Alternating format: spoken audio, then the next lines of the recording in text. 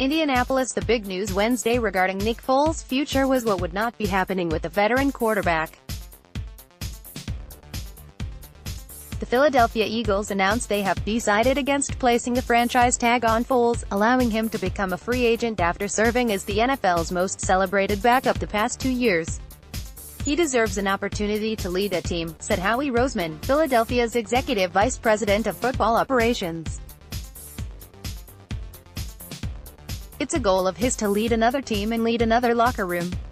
The Eagles picked up Foles' $20 million option earlier this month, an option he then voided to initiate the process of becoming a free agent.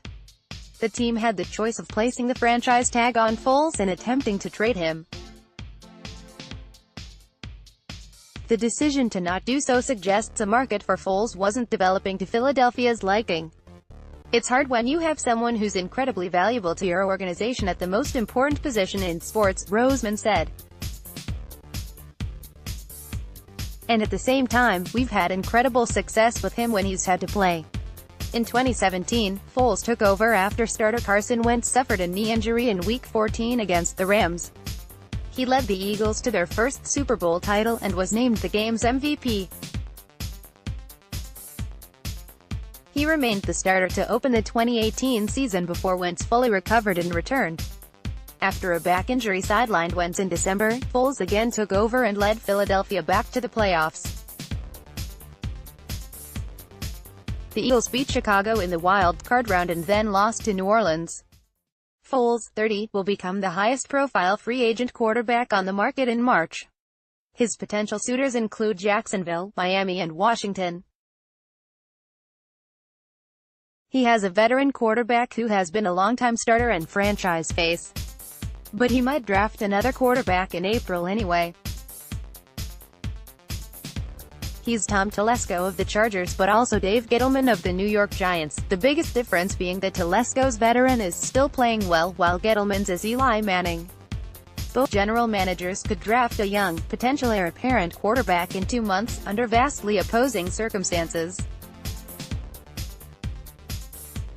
Philip Rivers, 37, is coming off one of his finest seasons in 13 years as a starter. His 2018 performance a reminder of the Chargers' good fortune, particularly when contrasted against what the Giants are facing. Manning, 38, struggled throughout last season and continues to face questions about his worthiness of remaining a starter. He has not won a playoff game for the Giants since leading them to the Super Bowl title in the 2011 season. "You can't be afraid to draft over a player," Gettleman said. "The more competition you can create, the better your team will be. And you have to create competition at every position." The Chargers took Manning No. 1 overall in 2004 but then traded him to the Giants for Rivers and 2 draft picks that eventually became kicker Nate Ketting and linebacker Son Merriman. Given Rivers' durability, he has started 208 consecutive games. The Chargers haven't been compelled to draft a quarterback since 2013, when they took Brad Sorensen in the 7th round. The question about whether this will be the year the Chargers draft someone as Rivers' possible replacement has become an annual exercise. Possible names in this time include Daniel Jones of Duke, Drew Lock of Missouri and Jarrett Stidham of Auburn. As a top NFL draft analyst, Mike Mayock once conducted marathon conference calls with reporters, breaking down prospects who were evaluated at the NFL Combine. On Wednesday, in his new role Oakland's general manager, Mayock was limited to 15 minutes on the podium. "I am the rookie," he said of his role in an organization that features coach John Gruden. The Raiders are coming off a tumultuous 4-12 season in Gruden's first year as coach. Mayock replaced Reggie McKenzie. Mayock said he had opportunities to join other organizations through the years before joining the Raiders. "What made it right for me was the people," he said. Mayock said he met with Raiders scouts for 2 weeks for 12 hours a day during the run-up to the Combine. After operating as a Lone Ranger, evaluating prospects as an analyst, he said he was happy to be part of an organization "you have skin in the game with." 2 years ago, John Ross was the talk of the NFL scouting combine. The former University of Washington standout blazed to a time of 4.22 seconds in the 40-yard dash, breaking the combine record of 4.24 set by running back Chris Johnson in 2008. Ross parlayed his college performance and that 40 time into becoming the 9th player chosen in the 2017 draft. He became the topic of combine discussion again this week after NFL.com's Ian Rapoport reported that the Cincinnati Bengals were shopping him. Ross did not catch a pass in 3 games as a rookie.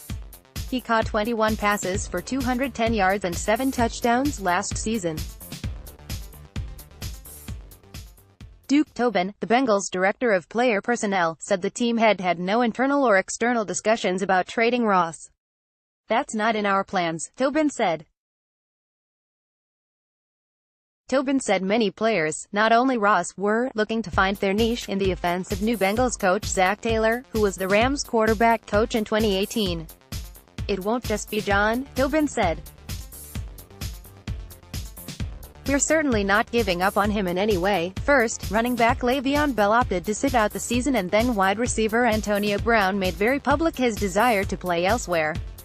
Still, general manager Kevin Colbert insisted Pittsburgh is not rotting from the inside. I really don't agree with the perception that there's huge drama within the Pittsburgh Steelers locker room," he said.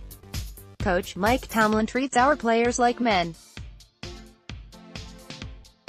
He gives them the opportunity to be a man, and he tries to grow them not only as professional football players, but as fathers, brothers, and just as men. So, really, I have complete disagreement with the perception." Bell, who refused to sign his franchise tender in 2018, will be a free agent. Brown has asked to be traded, though Colbert said the situation is hardly settled.